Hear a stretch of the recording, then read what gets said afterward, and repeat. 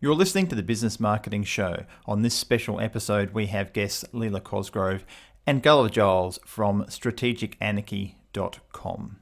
You can find us at businessmarketingshow.com, on iTunes, SoundCloud, and Stitcher.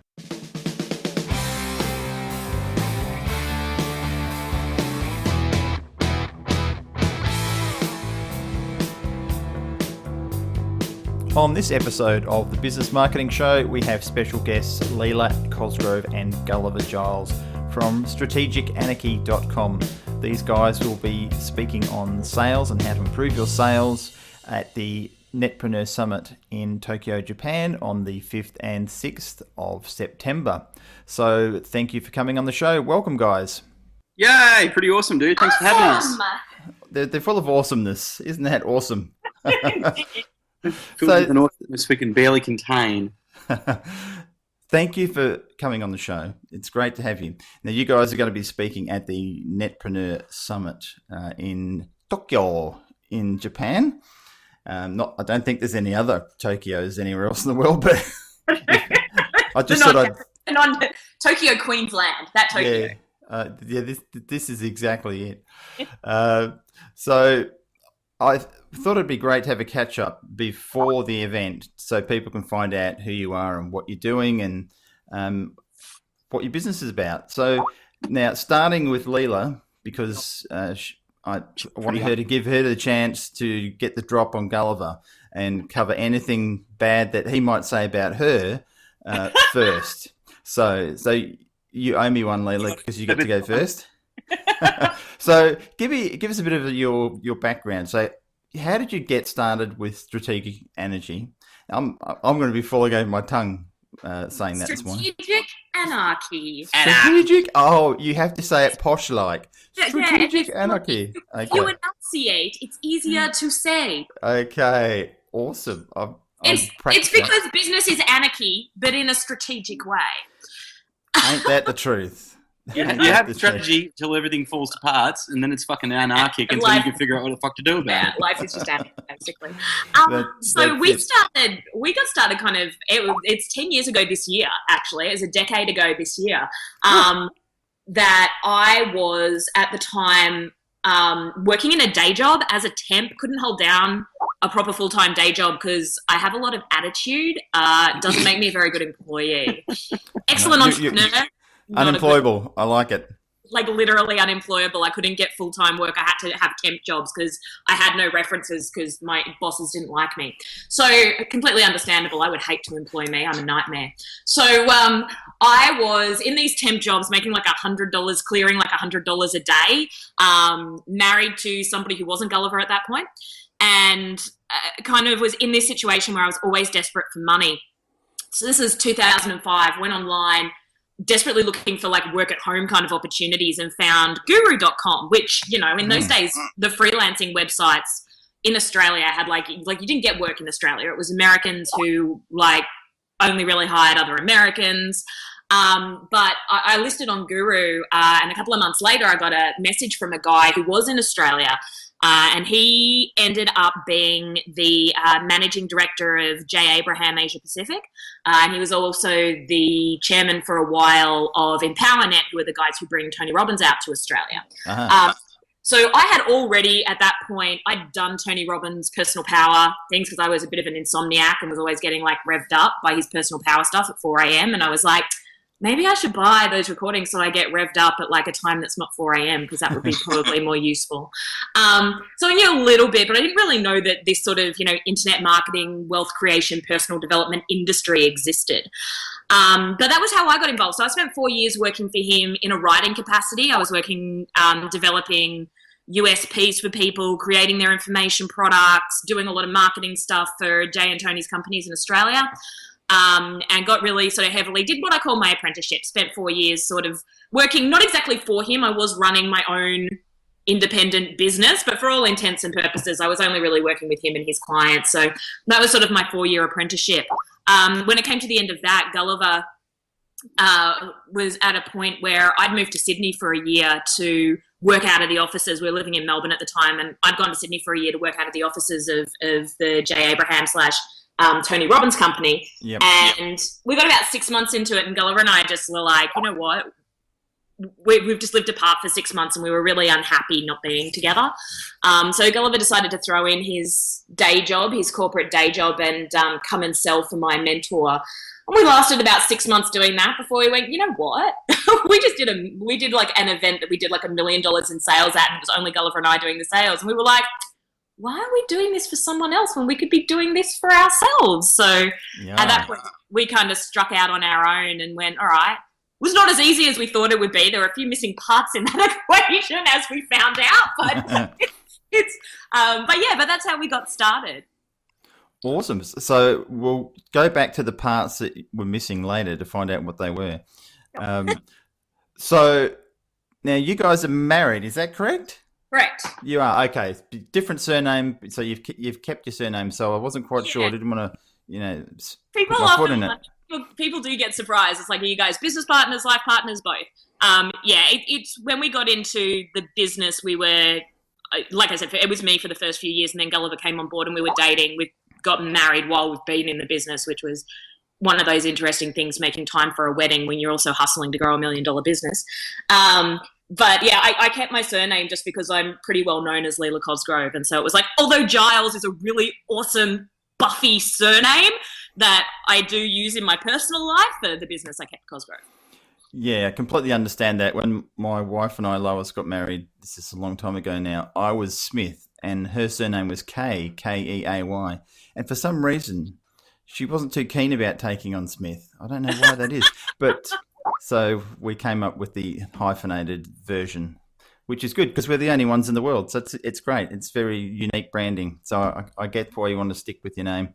I love that. So Gulliver, you've been very quiet. You haven't said anything, which is good. He's biting he's so his tongue. Disciplined. He's waiting. He's like a thoroughbred racehorse waiting to come out of the gate.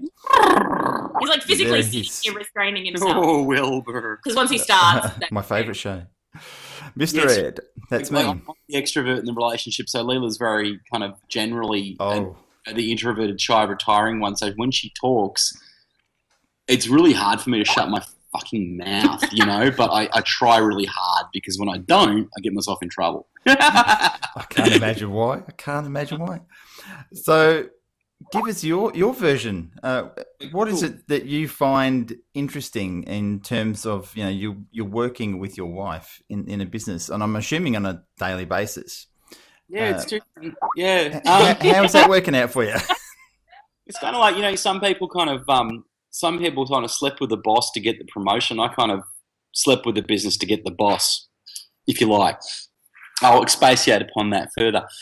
We got together. I was a sales manager of a sales team, doing commission-only sales, calling people out of the yellow pages. And Leela was this kind of, woman who'd just kind of gone through a fairly messy divorce. And we met, and we were both going through stuff, and it was incredible because we, if you go back 10, 15 years, tell me that we'd be running a multi-million-dollar sales consultancy and helping people grow their businesses and make money and change lives, I would have said, fuck off, that'll never happen.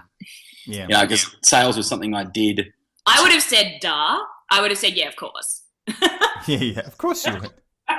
Leela's the real driven entrepreneur, artist, warrior kind of profile in the relationship. I'm a bit of a plotter.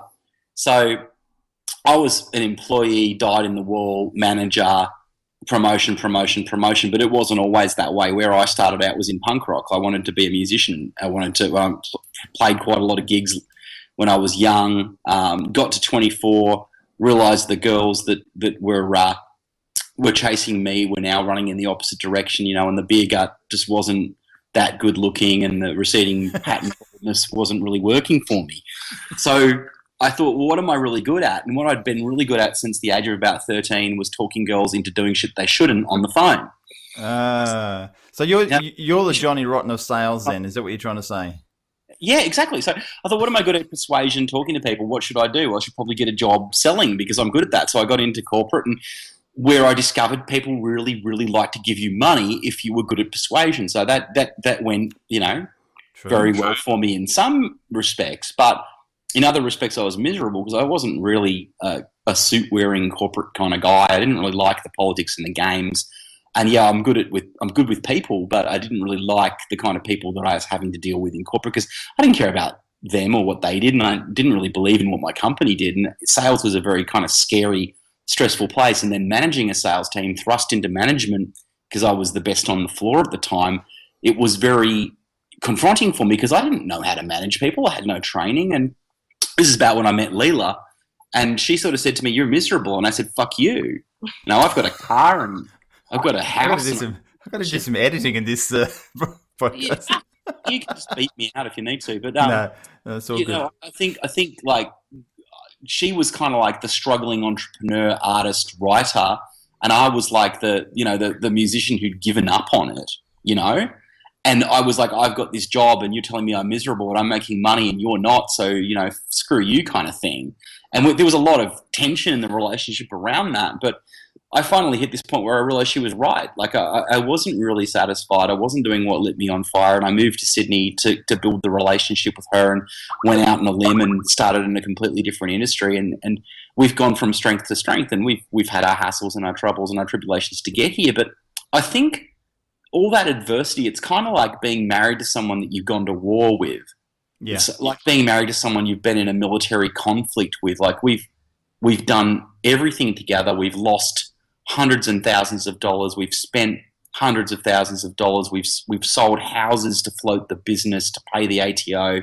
We've been through thick and thin. We've been through the big wins and the big losses together. And I think when you're in business, it's not like you come home at fucking 6 o'clock after some beers at the pub with your guys and a chance to defrag and hey honey, I'm home, what's for dinner?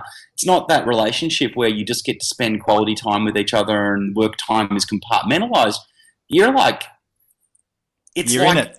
You're in it 24/7. I know it well. Exactly. I mean, we've been together for 10 years, so we met about the same time I met my mentor and I started the business. So we've been together for 10 years, and in that time we've been in business together for 6 years.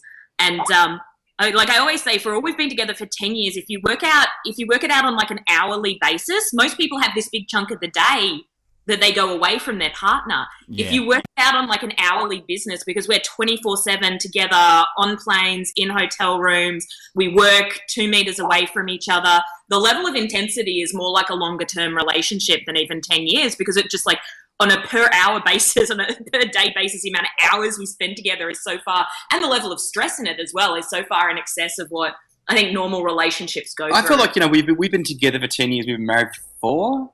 Yeah. Coming up on 4. Yeah. We're going to be celebrating our 40th marriage anniversary pretty much next year. Like that grumpy old couple that are always in there. Hey, you shouldn't have done that. Well, look, so I've been married for 27 years, I think. So, but together with my partner for a few years longer than that. So it's been over 30 years. And that's the thing. You go through a lot of things together. You experience different ups and downs, and we don't work in the same business together, but she has a business that we sort of work together on, but it's not the same business as my internet marketing business. But yeah, I know where you're coming from. But you wouldn't have it any other way, would you? Like sometimes we both paused when you said that. Sometimes I would. There are times I'm like, fuck it, go and get a day job. Leave me alone. Oh yeah, we'll have that. Look, everyone has that. I think anyone who's an entrepreneur has those moments where they just go, stuff it. It would be so much easier. But then you stop and you think back to what it was like when you were in that game, and you think, no, it's 90% bad and 10% good, whereas now it's 10% bad and 90% good. That's the way I look at it. Anyhow. Yeah. So talking about family and relationships, looking on your website, there seems to be a lot of people other than your 2 beautiful dogs that are in the photo that have the surname Cosgrove. So I'm assuming there's a bit of a family tie there with people working in the business? Yeah, I've hired like 90% of my family. You must really like them then. I have two siblings who don't work for me, but both of my parents and my sister work for me. It was always my goal, my why for building my business and making a lot of money. And I think I had this in my head from the time I was 5 years old. When I was 5, Gulliver loves to tell the story about how when I was 5, my parents were arguing a lot because they were saving up a deposit for a house. And I was 5 years old. I went and picked all the flowers out of the garden and made little posies and sat on the street selling them and made a grand total of $1, which I took inside and handed to them with a big smile, telling them they didn't need to fight anymore because here was some money. Yeah, sweet. I've always had this thing in my head of making a lot of money, but my point of making a lot of money was to support my family, and that's always been my big goal and my big outcome. So I hired my mother first, and she's sort of our HR manager / den mother of the business. And then I hired my sister, and she is awesome. She's phenomenal. She's the closest thing there is to a clone of me. So she's really gotten very good at marketing and copy and Facebook and all of those things, and I rely on her very heavily. And then we call Dad the transporter because he basically takes care of just like bits and pieces of anything that needs doing around the business and the house. But yeah, I mean, that's always been my whole point to having a 7-figure business, has been about being able to support my family like that. Very cool.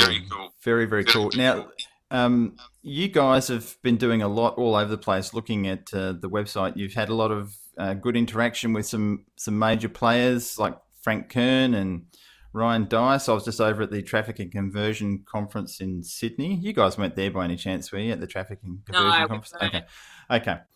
That would have been strange if we were both there, but we didn't name. So what's it been like working with those sorts of guys? With Frank Kern's a bit of a legend and in the internet marketing space. So how did you come to work with those people? I first ran into Frank. I went to Dan Kennedy's Info Summit in 2009, and Frank was speaking at that, and that was the first time I'd heard him speak, and I fell in love with him in about the first 10 seconds of his irreverent bastard that he is. Because he's on stage, and that was during his surfy phase, so he's on stage in no shoes with long hair, drinking straight bourbon in the middle of like all of these middle America suits, and I just thought it was hysterical. And I actually called, I was there on my own, and I called Gulliver up in Australia. It was like 2 a.m. in Australia. I called Gulliver up. I'm like, dude, I've just seen this guy speak on stage, and I have this feeling like we're not going far enough. And so Frank was a real inspiration. That was 2009. Frank was a real inspiration. When he released his Operation Total Freedom program was that 2011? It was just like, I tried to buy stuff. He didn't really sell a lot between 2009 and 2011. He didn't have a product launch. There were no products. And I wanted to buy something from him. So as soon as I had this opportunity to buy something from him, I jumped into it because he's always been a hero of mine. And from there, we just ended up, I did what I like to do, which is overperform in programs and be the best student because I'm a nerd. And so then when we went to the event at the end of that, Frank had me up teaching sort of the distinctions I'd had around Facebook advertising. Then he got Gulliver up and talking about sales because a whole bunch of guys in that program were closing using Gulliver's sales method. And then from there, we did a few business deals and stuff together, which was then Frank introed us to Ryan and Roland and the guys and said, hey, you need to get them to train your sales team. So we adore Frank. He's a good guy. He's super cool. He is good. I've been following him for, I don't know, must be 12 years or so now. So he's a good guy, has some fantastic stuff that he imparts, and he's just, stuff for you. If you don't like what I'm saying, get lost. He's one of really rare people in the industry who, we spent a bit of time with him socially as well as for business stuff, and he's exactly the same person off stage as he is on stage. There's no pretense with Frank. There's no bullshit with Frank. He just does what he does and thinks what he thinks and says what he says. And that's the way I am as well. And I really appreciate it in other people, is he's just really straight up. It's the way to be. Absolutely.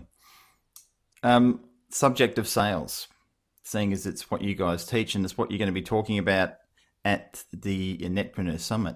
As far as I'm concerned, everybody's selling everything all the time, 24 hours a day. There's a lot of people that come up and say, I don't like sales, or I don't sell, I'm not a salesperson, and I just want to slap them. That tone of voice, that's exactly what they sound like to me too. They all speak like that. That's exactly what it sounds like to me too. Yeah, that's good. I'm glad I nailed that. That's encouraging. I hear what you're saying. It sounds like wah. Yeah, wah. Yeah. And, I hate money. Yeah. I so get sick of hearing that. So, in your viewpoint, I'm pretty sure I know what the answer is going to be. Do you think everybody is selling all the time? I think that especially the people that are selling you on how it's all right to be a little pussy and not try and help anyone your whole life and sit behind your computer screen programming Infusionsoft to send out 75 emails to sell a $3 fucking ebook, those people are the best at sales. They're selling themselves on being a fucking lame douchebag for the rest of their lives. Yeah. You know, and I think the people who are even better at sales than that are the people who are selling the amazing kind of sales that isn't selling, because they're selling themselves on how it's okay to sell sales even though you're scared of sales and a douchebag. And there's a whole bunch of those douchebags as well, and I'd love to see them in a dark alley. Because I think ultimately, like, before we ever had a multi-platinum selling CD, before we worked with Frank Kern, before we worked with Ryan Dice, before we got international recognition, back in a galaxy far, far away, there was this thing called the Australian Speaking Circuit. And no one was talking about sales. Everyone was talking... Oh, no, literally people would, like, laugh us out of the room when we talked about getting on the phone and making sales. People would literally laugh at us. I remember an event, well, I won't mention the name of the guy because I quite like the guy, but the event was full of little douchebags, where it was about VC and funding and, you know, how to get your startup going. And the guys on stage were all these guys who'd taken millions of dollars in venture capital. And they said, what's a good way to get money into your startup company? And one university student studying entrepreneurship at RMIT put his hand up and said, getting a loan from the bank. And everyone clapped. And then someone else who's like, you know, some dude who's working in a bank and isn't an entrepreneur but was going to start in a business one day, put his hand up and said, getting venture capital. And then I put my hand up and said, how about pre-selling your product? And everyone cracked up laughing. Yeah. And that's... It's scary, isn't it? It's terrifying that that's how people think. That's where nothing the great happens until a sale is made. Correct. That's where the great amazing bubble that bursts and sees all these people lose their shirts comes from, is this amazing mythical fucking situation where we're going to make all this money from doing nothing and then one day it's going to be valuable kind of thing. If you're not making sales, great brands are born from sales. Brand is a fucking result of sales. So in this environment that we came into, everyone was selling the amazing marketing that markets itself, and you just keep marketing, and then one day sales happen magically from the internet, and money rains from the sky while you snort cocaine off the erect nipples of lingerie models on a beach in Hawaii kind of sales. And that's a picture. Yeah, you can see why people were throwing thousands of dollars at it. Give me some of that. But I saw dudes who would not spend money to learn how to actually close deals. Rush to the back of the room to spend $30,000 on the amazing marketing machine that would make no sales, but you wouldn't have to do any sales. Yeah, ironic. And these guys are now broke, and unsurprisingly so. You know, their phone numbers no longer answer. And this is horrifying to me, and it's something I call sales loathing. And I think it's an endemic sickness, particularly in Australia and the UK. It's a real problem. Less so in America, but it's undercover in America. Yeah, I think in the US it's more undercover. In the US, people will say, oh, I'm a wonderful salesperson, but when you dig, there is actually a whole bunch of sales fear. It's just that they cover it by saying they're really good salespeople and they love sales. They just don't want to do it. They want somebody else to do it for them. Yeah. So I came into the business when Leela was, you know, like this information marketing, content marketing, attraction marketing genius. And what we did was we started marketing, okay, guys, come to our stuff and learn how to position yourself, learn how to create your unique value proposition, learn how to create your content, learn how to create information products, learn how to create premium level online programs. And what we found out was everyone who wanted to do that, almost without exception, had no real business and could not make sales. So we ended up having to teach this because people just they had no idea the nuts and bolts, the nitty gritty of how to turn a lead into money. Yeah. And that kind of bootstrapping, kind of Bushido, kind of belly to belly street fighting sales that we come from is kind of getting on the phone and closing. This actually perfectly ties back into before when you were asking about, you know, what the mistakes were when we left our mentor, the holes that we hadn't realized. The biggest hole that we had at that point was we were excellent salespeople, but my mentor had a list of 20,000 people. I literally, when Gulliver left and started working with me, we literally had a list of 25 people. Yeah, okay. That was it. It was 25 phone numbers and no idea about traffic, advertising, absolutely no idea how to do it. For the first year, Gulliver rang the same 200 people every week, and we somehow managed to pull, $200,000 out of that. That's amazing. The same 200 people. Wow. 200 people. Yeah. It was ugly. It was ugly. Not fun. And those people hate me, I'm sure. But here's the thing. We realized what we took for granted was what the entire wealth creation internet marketing market doesn't know, which was the belly-to-belly skills of actually getting over your shit and closing people. And that's where we really came into our own, because our content was a mixture of Leela's incredible marketing content, incredible, content creation, niche creation, messaging, voice, all of the stuff that we take for granted from her many years in the industry on the back end of some of the greats standing on the shoulders of giants, and combine that with that hardcore bootstrapping salesperson philosophy, and putting those two things together is a perfect machine of love and grace. And what we really, I guess what happened to us, particularly over the last few years, is we've become thought leaders from that point of view. And now there's all these people who are calling themselves sales experts and happy to talk about sales, and it's no longer something that's confrontative and scary because we've popularized it. And I think from that point of view, we have changed the industry, but now the greater work for us is to change the world. And for me, particularly, my mission is to change the way sales is viewed to the point where I'd like to see it taught as an honourable journeyman's craft, profession, vocation, training. I would like to see it in tertiary institutions. Yeah. That's where I see it. Before I die, I would like to see it taken seriously, because so many businesses at their very base level, carpenters, doctors, lawyers, plumbers, anybody who's going through any kind of vocational curriculum is taught how to do what they do, but not how to sell it and not how to make a decent living from it. And they're just left to the wolves. Crying shame. It's ridiculous. And it's one of those things that I think I've always found funny, and you guys may agree with me on this one, if you're working in the corporate space or any space where the sales and marketing departments are separated. And they hate each other. And they hate each other. I've never understood. It's like, okay, one does not survive without the other. Exactly. I mean, you need to do marketing to get into the position where you have the opportunity to sell. And totally. If you're not selling, then all the marketing was just a complete waste. It's like traffic and conversion. It's the same thing. The traffic is one thing. The conversion is the sales. Exactly. So, I think though people sometimes say sales and marketing and think of it as one thing. It's not. For me, like marketing, the only point to marketing, and one of the reasons I'm not big on stuff like PR, for me, the entire function of marketing is to generate a qualified lead. Yep. Like that's the whole point. That's the whole reason you market, is to generate a qualified lead. In my case, particularly, I'm looking for phone numbers, and then the idea of sales is to turn that lead into money.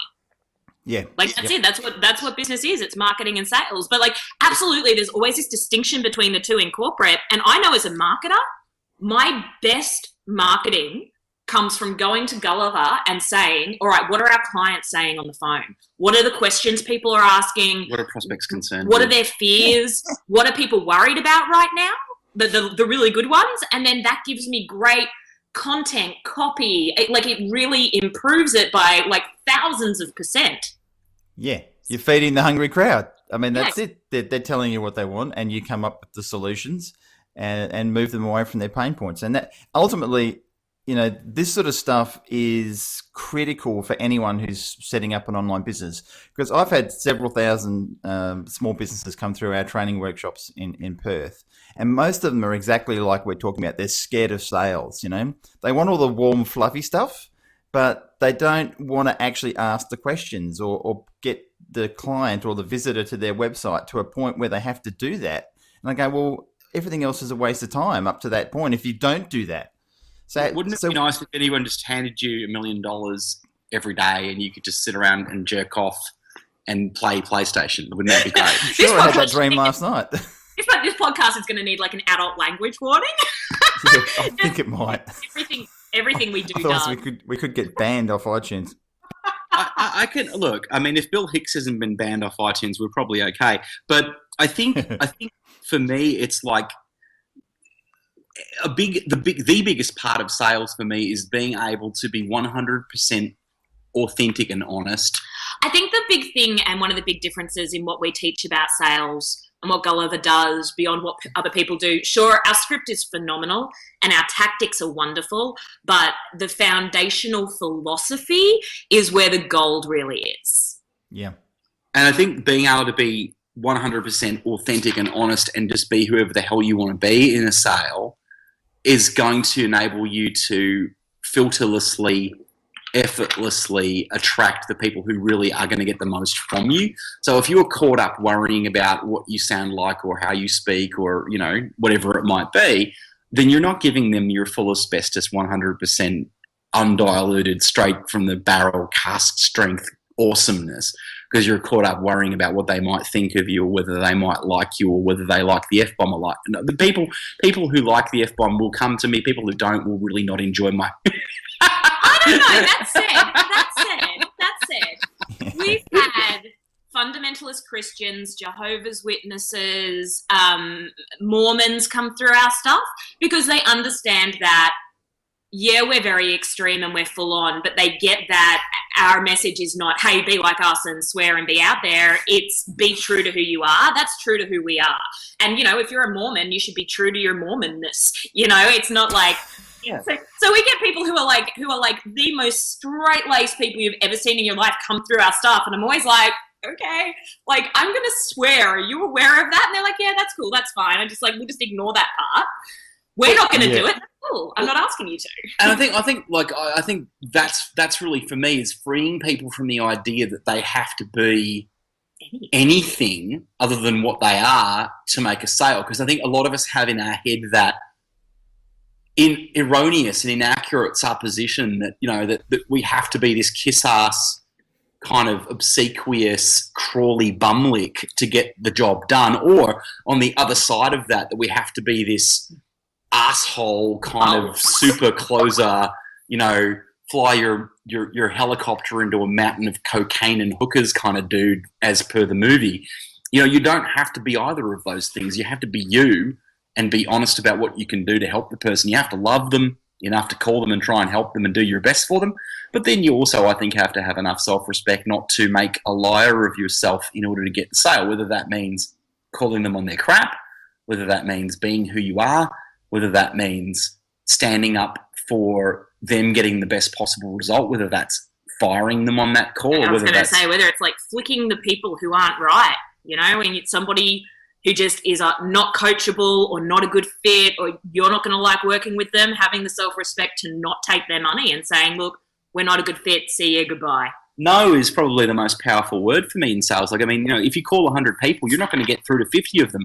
So many newbies I meet, like they're taking every phone call that they leave a voice message as a personal attack, you know, and whittling away their self-confidence. And then there's 25 people who just tell you to get stuffed in the first 10 seconds. And take those guys personally, that's 75 people that you could take personally before you even get to the 25 people who are left, 10 of whom might actually buy something from you. Yeah. So I think like your real job as a salesperson is getting rid of inappropriate prospects and guarding the gate, if you like, as much as it is trying to get sales. Does that make sense? Absolutely. Look, so I was very fortunate when I was young. I was exposed to sales. Well, I think everyone's exposed to sales from when they're born, and use it very well as children, manipulating their parents. I mean, that's selling right there in its purest form. And but when I was 18, I was exposed to the Amway business, and I joined Amway and learnt a lot in that. I'm not in it anymore, but I learnt a lot over the years I was in it on how to sell. And we would listen to sales training tapes. And so it really sort of exposed me to that industry of selling. And then that helped me when I was selling real estate and I was selling new homes. And I always found, and I'm sure you guys come across this, that there are certain people who are really good at selling face-to-face, and there are other people that are better selling over the phone. How do you cover those sorts of differences with people's selling styles? I think that for me, when you strip off the paint job and the fluffy dice and the rims, underneath it all, the sales are sale, whether you're doing it face-to-face, whether you're doing it on the phone, whether you're doing it in copywriting, whether you're doing it on a VSL or whatever it might be. Yeah. People who are better at selling face-to-face include everybody, because when you're selling face-to-face, you have a lot more control. You can see body language, you can see tells, you can see a lot of stuff. However, you got to get those motherfuckers face to face. Yeah. So for me, like running an events and education based business for many years and selling into events, you want to get the people to your event so that you can close them, but you've got to actually get them there first. Yeah, we had this experience in 2009. We still used to go and kind of sit down and do coffee meetings with people. Mm-hmm. And we had this one experience with this guy that somebody had referred to us and set us up with. We went and he kept us waiting for he was playing little corporate games with us. He kept us waiting for like half an hour. And we ended up leaving and not waiting. We ended up walking off. And that was like the day when Gulliver and I were like, you know what? No more.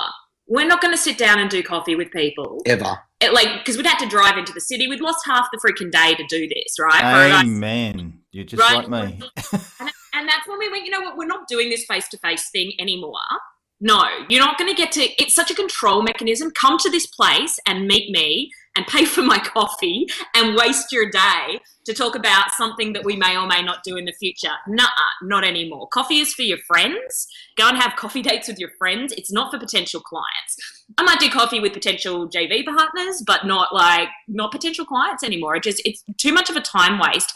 And it's always the people who aren't really serious and who just want to feel like important business having coffee meetings. You know? So I guess absolutely. Anyone who expects me to get on a plane to go see them with no money down can go get fucked. My opportunity cost is way high. Like if I'm going to make this business run at the level I want it to, I could be spending time doing interviews. I could be spending time with my dog or going fishing. Damn or straight. Making $30,000 sales or whatever it is I want to be doing. I could spend 8 hours of the day and do 8 appointments and close the 5 most interested of those into a $36,000 coaching program, or I can waste an hour driving to see someone, maybe get a sale, maybe not, and then come home and lose 3 hours on a maybe. Yeah, absolutely. So I don't think there is a difference between people who are good at face-to-face and people who are good on the phone, except that the people who rely on face-to-face are less efficient and less effective. And when I was running my call center, we had a rule: you don't go face-to-face. And every time someone wanted to talk me into going out and seeing this guy because he was really, really serious, they'd come home without the check, and I'd say, right, so have you learned your lesson because you just lost half a day of dialing? Yeah. Look, I have been running this company now for 12 years in the web marketing space. And I probably, out of all the clients we have, I've probably only met maybe 15% of them. The rest I have, I've spoken to on Skype or on the phone, etc. And that's how I do deals, is on the phone. And typically in Perth, because that's where I am, if people want to catch up for a coffee or let's have a coffee, and if they use the word pick your brain, I hang up instantly. No, the phone goes down. There's no, and they call me back. Oh, did you know that thing you charge for? You know that thing you charge for? I'd just like to sit down with you for an hour and not pay you for it. Yeah, I completely don't value your time. I mean, they may as well just say all that instead of saying pick your brains. But my wife and I, that's it. They've just killed themselves. They're dead. You're dead to us. But I mean, typically I'll say if someone wants to have a meeting, I'll say, yep, happy to have a meeting. It's $550 an hour, including travel time. Or I can talk to you on Skype for 15 minutes for free. I'll do that. And I'm happy to do that because 15 minutes, I'm at my desk, I'm in my office. It's not such a big deal having to have a shave and horrible things like that. I mean, that's disgusting, and shower and then go out and see people and drive in traffic. My wife always laughs at me when we go out, and we hit the peak hour traffic, and I say to her, what's this? What are all these people? What are they doing? And she goes, it's peak hour traffic, darling. I go, oh, that's what it is. Places. People go places? We always forget about that. We always book our flights, and then it's 5:30 and we're on the way to the airport in the traffic. Why did we do this? How did we get? Oh, fuck, that's right. We don't go anywhere or do anything like that. We need a helicopter or some shit. We need to really get to fly into mountains of cocaine. Yeah. But to answer your question, if people want to do face to face, that's awesome. But if you can close the same 3 people without leaving your office. And you can. And you can. Yeah. Why? Yep. Yeah, look, I like face-to-face sales. I'm like a demon when it comes to like retail and face-to-face, for sure. But it's just not practical. Not to grow past. You know what? If you're happy to be $150,000 a year consultant, you can do coffee meetings and do face-to-face sales, but you're going to really struggle to grow much beyond $150,000 a year doing that. And that's great if you want to be a corporate employee. And I think a lot of this comes from that same sort of ethos of, hey, I'm on a wage, you're on a wage. Let's fake and make an excuse to get the fuck out of the office for half the day and have coffee and strategize. And pretend like it was work. And pretend strategize. I like it. And that's great if you're on the day job, on the payroll, wasting someone else's money and time. That's awesome. And I've been that manager, I'm sure. But now that I'm running my own business, it costs me $700 an hour. We are all, as business people, we are all in commission-only sales. We are all commission-only sales people. That's right. Absolutely. We cannot afford to lose hours of the day on a wing and a prayer. You know, like you can't afford it. Yeah. Words of gold, folks. Words of gold. So we've been talking now for 40 minutes. Wow, that's gone past quick. So we should probably let you get back to, making some money. So people who are thinking of coming to Netpreneur Summit and they maybe hadn't thought about the whole sales process, they're all wrapped up in the traffic side of things or whatever it is they're thinking of coming to Netpreneur Summit for. I think this is something that's been added. I was really happy when James told me you guys were coming, even though I didn't know you guys. I hadn't heard of who you were at this stage. But the fact that there was something coming to talk about sales, I was going, cool, we really need that because that gets missed a lot. So people who are thinking of coming and they still haven't bought their ticket, in terms of what you guys do, what is it they're going to get to see from you guys on stage? Pressure. Well, ordinarily, you don't get to see my presentations on sales unless you're part of my $36,000 a year mastermind. We don't do public events of our own anymore. We only do high-end stuff. I mean, getting in to see us costs $25,000 and up. Yeah. So if you're looking at Netpreneur Summit, and I think the price tag on that is around $1,000 or so, or less even. I'm not sure how much is it. $497, I've been told.